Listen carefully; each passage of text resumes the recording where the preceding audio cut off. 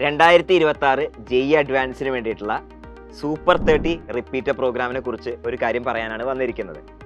നമുക്കറിയാം, നമ്മൾ 2026 exam season start ചെയ്യാൻ പോകുന്നത് ജനുവരി മാസത്തിലാണ്.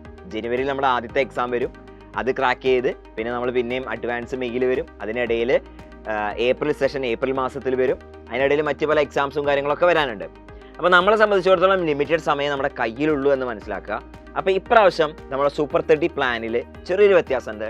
നമ്മൾ കോഴ്സ് തുടങ്ങിയിട്ട് ഒരു 3-3.5 മാസം കൊണ്ട് നമ്മൾ എന്ത് ചെയ്യും, ഫുൾ സിലബസ് കംപ്ലീറ്റ് ചെയ്തിട്ടുണ്ടാവും. അഥവാ ഓഗസ്റ്റ് അവസാനം ആകുമ്പോഴേക്കും നമ്മൾ ഫുൾ സിലബസ് കംപ്ലീറ്റ് ചെയ്യുകയും പിന്നെ അതിനുശേഷം നമ്മൾ റിഗറസ് ആയിട്ടുള്ള പ്രോബ്ലം സോൾവിങ് സെഷനും അതേപോലെ തന്നെ റിഗറസ് ആയിട്ടുള്ള എക്സാം സീരീസിലേക്കുമാണ് പോകാൻ പോകുന്നത്.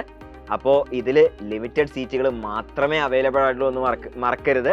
95% ഓർ എബോ ഉള്ള ആളുകൾക്കാണ് ഇതിൽ എലിജിബിലിറ്റി ഉള്ളത്.